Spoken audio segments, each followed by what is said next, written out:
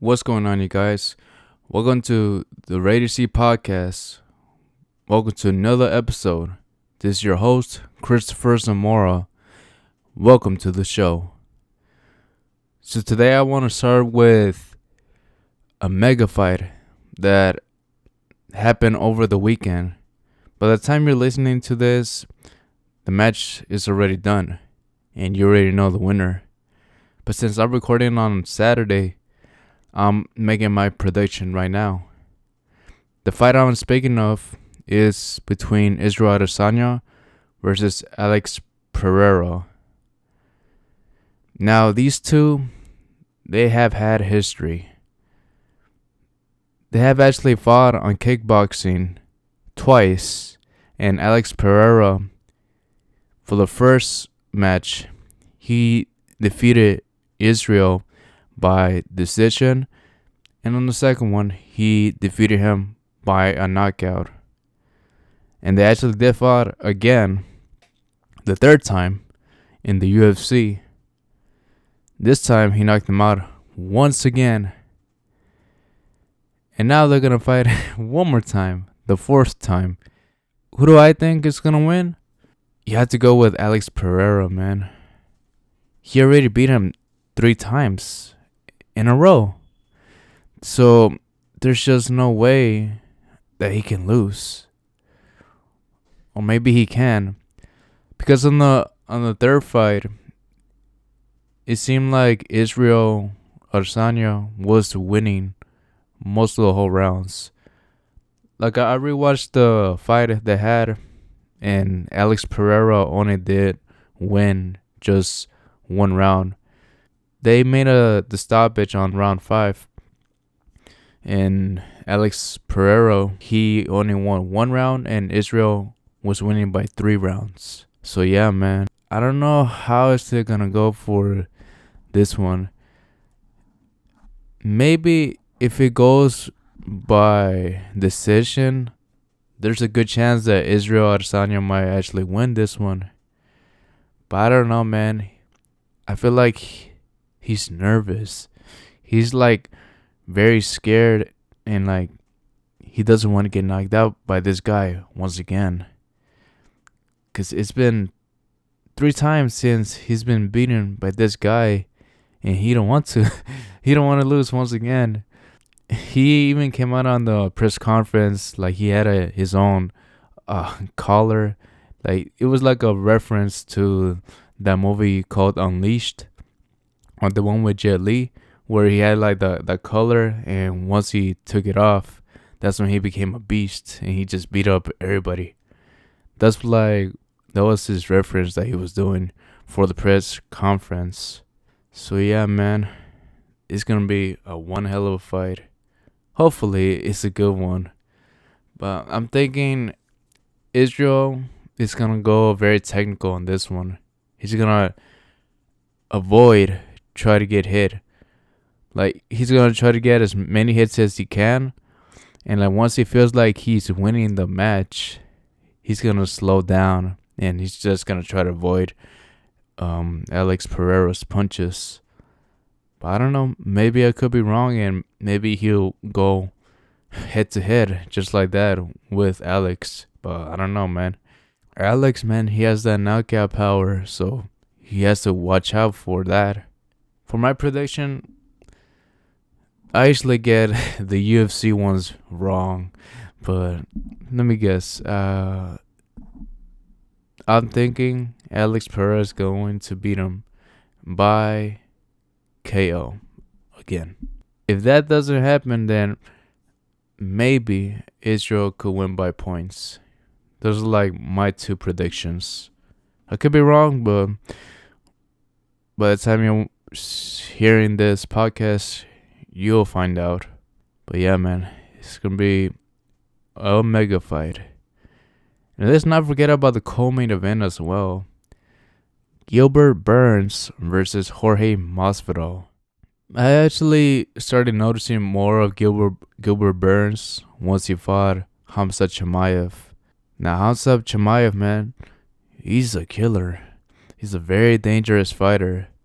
But so is Gilbert Burns. Like I really thought at first that Chimaev was going to run through him, but no, that's not how it happened. Gilbert Burns actually they gave him a good fight, which was good, man. And I thought this fight was actually gonna go 5 rounds. He actually won 3 rounds, which is crazy because on that card I thought it was going to be 5 rounds at first. And don't get me wrong, man, that fight was so entertaining. Like I wanted to see another round of this fight, but no, it was actually just 3 rounds. To me, I had to say that maybe this fight should have been a draw instead of a decision. I think it was unanimous decision, but for Chimaev, I don't know, maybe. Kind of forgot about it, but yeah, I know he did win by decision. Let's not forget about Jorge Masvidal. His last fight he had with Colby Covington, he didn't look so well. Supposedly they were having issues with each other and like they knew each other for the longest. That they were roommates and I don't know, they had like their own issues. And Colby Covington, he just did his thing, just run him through all 5 rounds for that fight. And I was going for Colby, so that was good that he won that fight. To me, I don't know, man. Jorge Masvidal, they say like he's like the second next to Conor McGregor. I like his theme song he has for the Tony Montana one, which is cool because tonight, once he fights Gilbert Burns, I think he's going to use the same theme song that he always uses for his entrance. So that would be cool to see. But I don't know, man. I don't think he's not going to win this match, and Gilbert Burns is going to get the best of him. Even though it's in Miami, I don't know, man. I could be wrong, but I usually get the UFC fights predictions wrong. I don't know. That's my prediction. I believe that Gilbert Burns might win by decision. Yeah, by decision, not a KO. Decision for Gilbert Burns. Yeah, that's my prediction for that one. And we also have that new kid that just came out, I think, last year. Like, he just signed into UFC. Raul Rosas Jr. Yeah, man, he's having good fights as well. His last fight I saw was I'm not really sure the fighter that he fought, but he submitted him. It was the first round. That kid might go far, man. If he just stays focused on his craft, he just doesn't do like stuff that he's not supposed to, then he's really gonna go far, man. Which is really good for him. I'm proud of him because he's a young guy, man. He's 18 years old and he was the first one to be signed just like that. He's like just showing an example to other fighters that are coming right after him. He's like showing an example of how to actually take this opportunity and work your ass off to make it to the UFC, man. And now let's just switch gears. I have been playing the game called Control. If you guys have never heard of it, this is a Remedy game.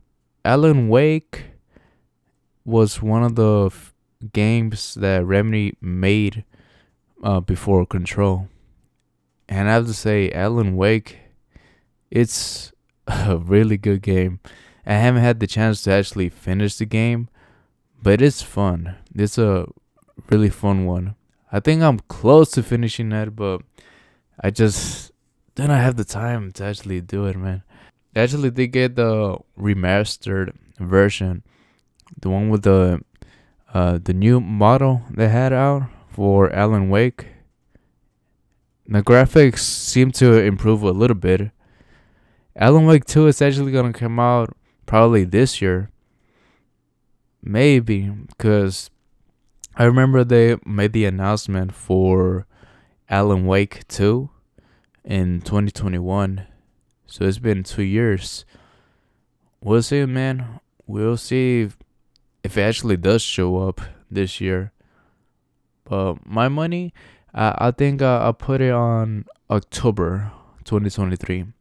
I think that will be the main spot for Alan Wake 2 to come out.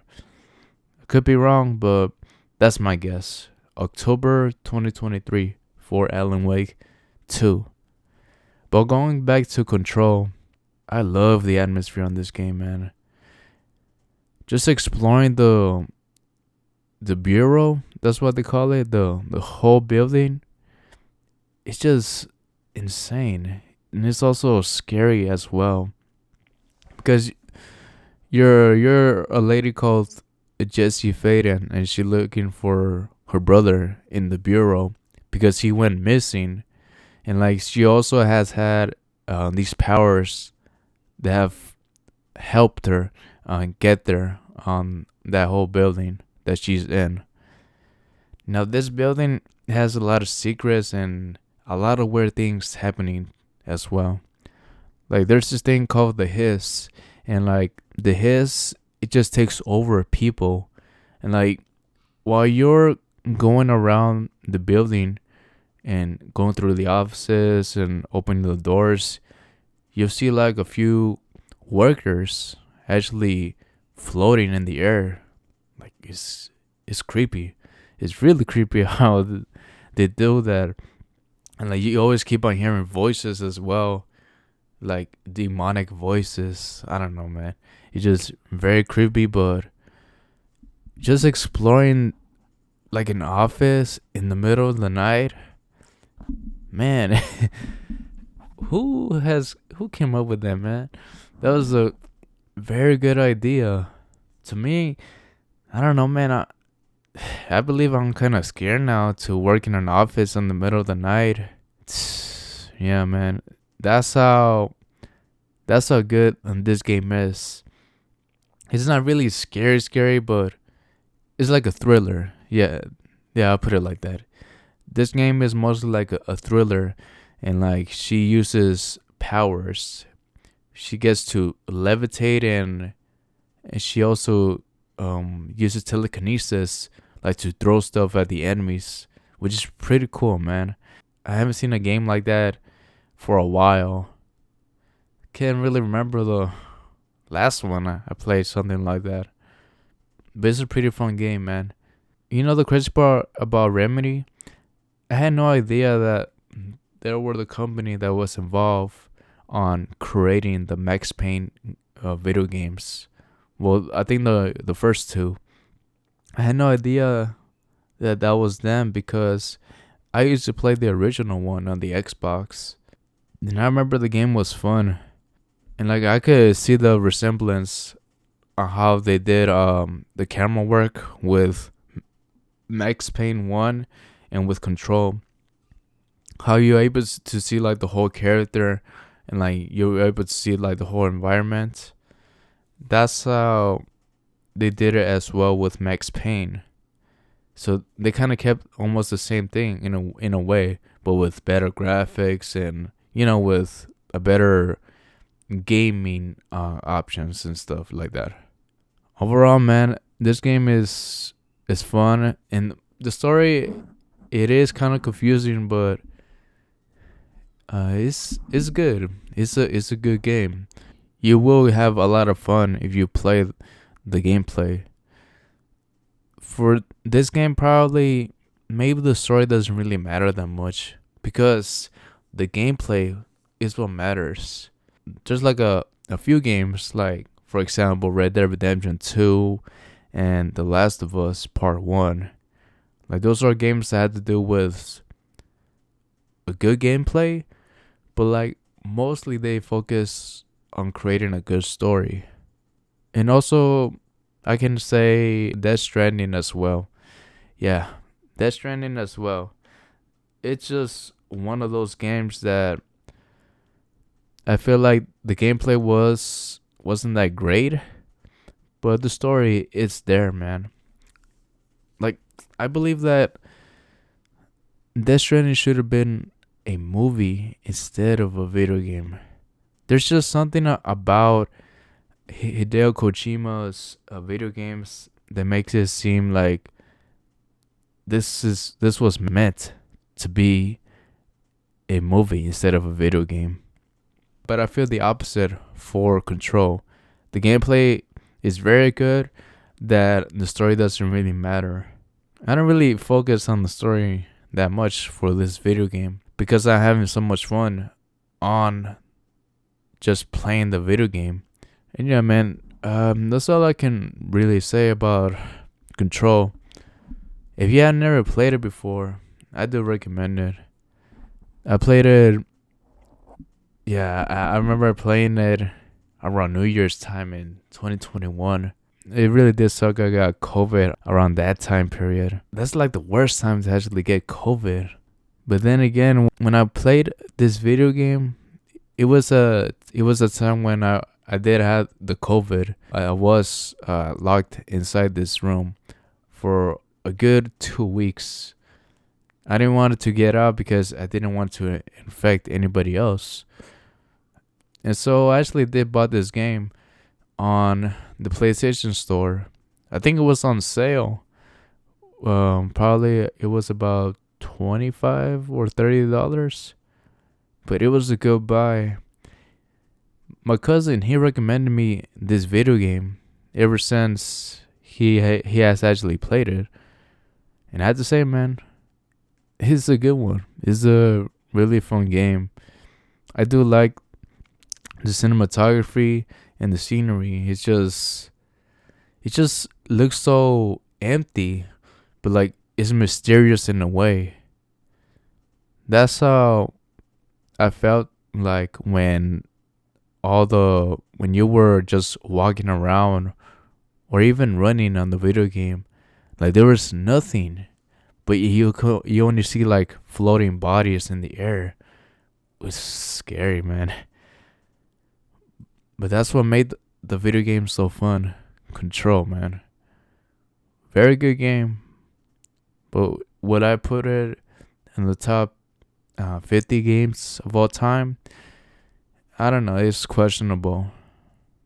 But for the year it came out in 2019, I believe, or 2018, for its time, man, it's good. I think it was ahead of its time. And yeah, man, I think that is it for this podcast. If you guys did enjoy it, make sure you follow it on wherever it is you're listening to it. If you're listening to it on YouTube, Spotify, iTunes, make sure to follow it. On YouTube, subscribe to it. And make sure to also recommend it to one of your family members or even your neighbor who likes horror stuff.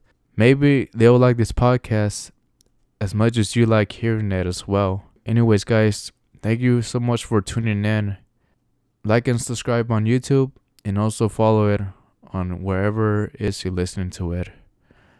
As always, guys, take care and live to the fullest. Bye.